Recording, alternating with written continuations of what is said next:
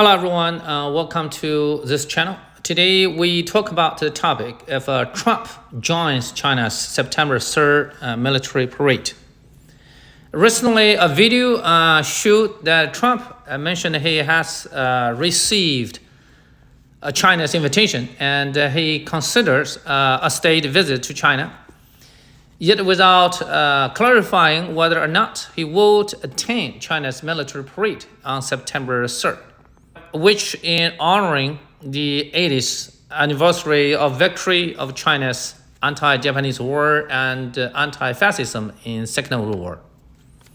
If Trump joins this military parade, there would be the scenario that the three leaders of China, America, and Russia, the three giants will stand together side by side at Beijing Tiananmen Square, which symbolizing the new strategic triangle of the three great powers, China, America, and Russia.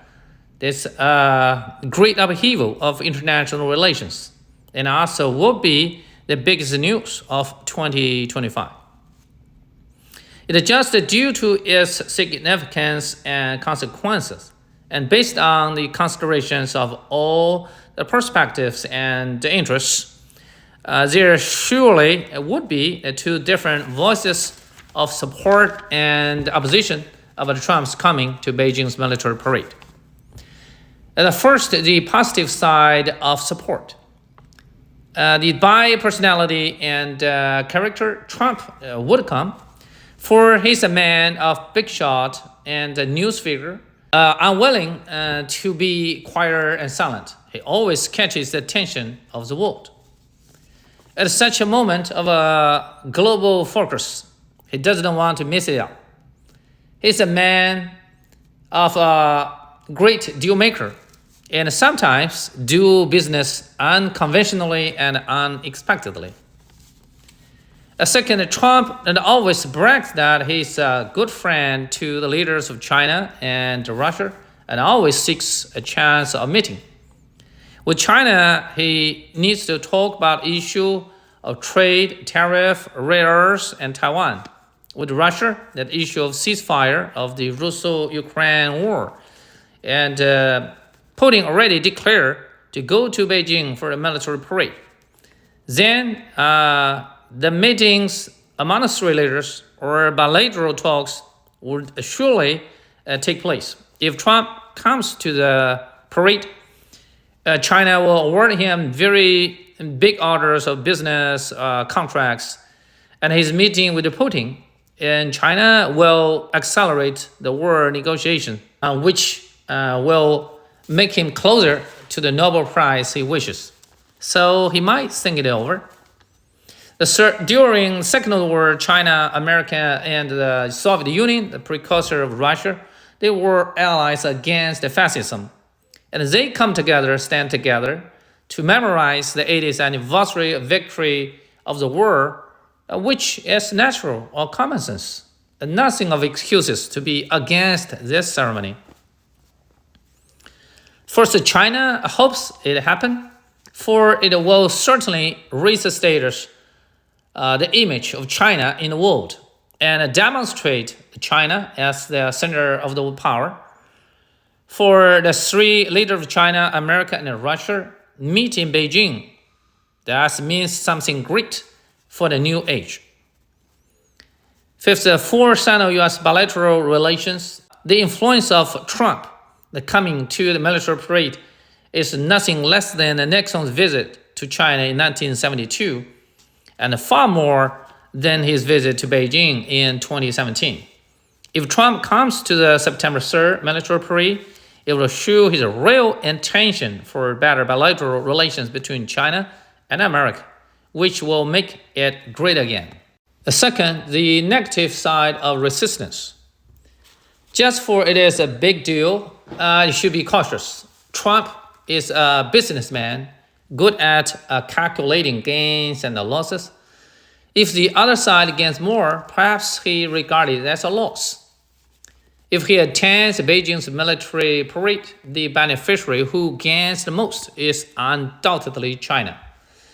Though Trump can also obtain great interest for himself and for America, then the consideration of China as the biggest winner might make Trump hesitate or give up. So the issue to go or not to go becomes a matter of uncertainty. Second is the Democrats as the opponents to Trump and to the Republicans that will stand in the way with numerous reasons to block Trump's Beijing visit of such a moment. They do not trust in a win-win policy and used to the zero gain. They believe whatever China gains is what America loses. And they would rather America fails to gain than make China to take advantage in the possible meeting of the three leaders of the great powers. Third, inside the Republicans, there exist the voices against China, the hawks and the diehards. So Mike Waltz, the former security advisor at the left, but the State Secretary Rubio is well known for his intransigence against China, and he is still in the blacklist of Chinese government sanctions. Though Chinese Foreign Minister Wang Yi they had met with Rubio, and Rubio is still mostly opposing Trump's China visit. The fourth is resistance from European Union and Ukraine. The EU as a polar of the world powers and as the ally of the United States, it doesn't hope to see America stand closer with China and Russia, which shadows its own importance and interests. Ukraine is unwilling to see Trump and Putin sit together to decide its own fate and fortune.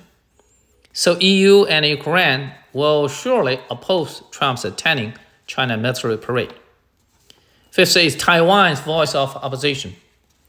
To Trump, the Taiwan is as small as the pinpoint of his pen, yet China is as big as his Oval Office desk. All those who advocate Taiwan independence are afraid of America and China's making a deal for the sake of his own risks and interests.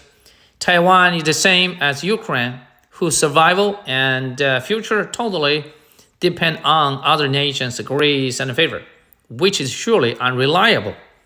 Self-reliance is more important. Then Japan, the most under pressure. For China's September 3rd military parade is for honoring the 80th anniversary of victory against Japan and the fascism in Second World War. And in Asian Pacific, Japan waged the war, the agitator and culprit, yet finally defeated.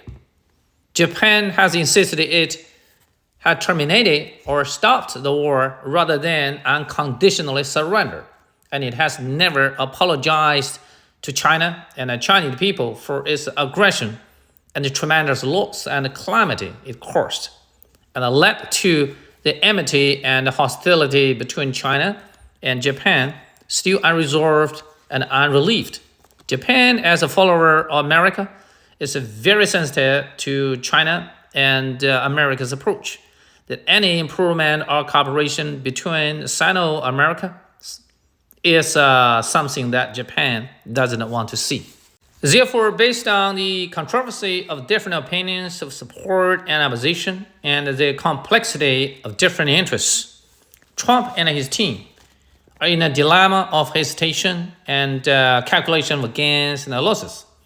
To go or not to go, a decision that Trump has to make shortly, for not too much time left, only 1 month of August.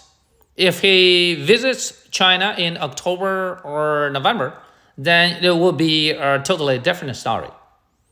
Well, here comes the end of today's program, and thank you for your watching, and see you next time. Thank you, bye.